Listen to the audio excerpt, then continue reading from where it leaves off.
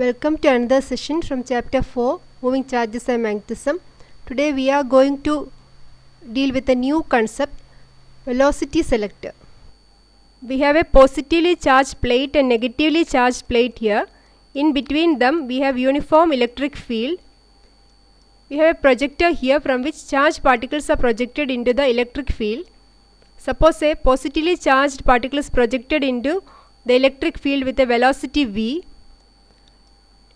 Due to the electric field, a force Fv acts on it. Due to Fv, it travels in a parabolic path towards the negative plate. Again, we have magnetic field lines penetrating into the plane of the screen. We can see the tail of the vectors penetrating into the screen. We know that when a charged particle moving with velocity v enters a magnetic field B, a force F is equal to Q into V cross B acts on it. V and B are perpendicular to each other, so Fb is equal to QVB. Now by applying right hand screw rule, we can see that the direction of Fb is upwards, that is, it is opposite to the direction of Fe. Force due to electric field Fe is equal to QE, its direction is downwards. Force due to magnetic field Fb is equal to Q into V cross B. V and B are perpendicular, so Fb is equal to QVB sin 90 or QVB, its direction is upwards. If the two forces are same, that is Fe is equal to Fb, QE is equal to QVB, cancel Q from both sides, we get E is equal to Vb or V is equal to E by B. So if the two forces are same, the particle travels in a straight line with a velocity v equal to E by B. If the velocity of the particle entering the crossed fields, that is electric and magnetic field which are perpendicular to each other, the value of Fb will be greater than Fe. So the particle moves upwards towards the positive plate. If the velocity of the particle entering the cross fields is less than v, Fe will be greater than Fb. The particle moves downwards towards the negative plate. Now we will explain the above experimental setup in terms of vectors.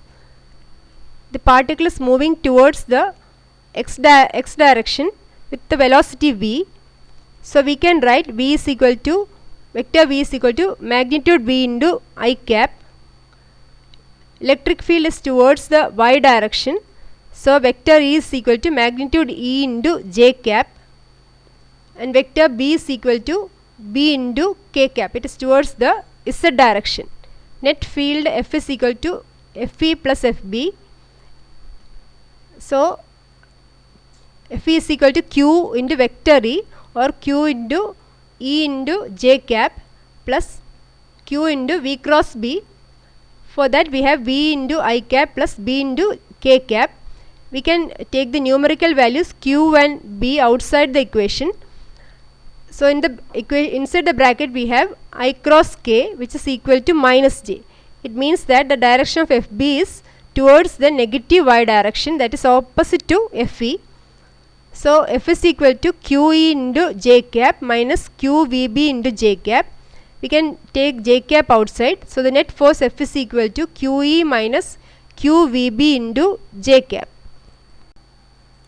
The value of E and B is adjusted so that net force F is equal to 0. Then QE is equal to QVB, that is V is equal to E by B. So the velocity of the particles coming straight through the electric and magnetic field which are perpendicular to each other or crossed fields, V is equal to E by B. In this equation there is no mass included, so V is independent of mass. So if a group of particles are projected into the crossed electric and magnetic fields, only those particles with velocity v is equal to E by B passes out. So from a group of particles projected into this cross fields, irrespective of the mass or charge, all the particles with velocity equal to E by B passes out. So this arrangement can be used as a velocity selector.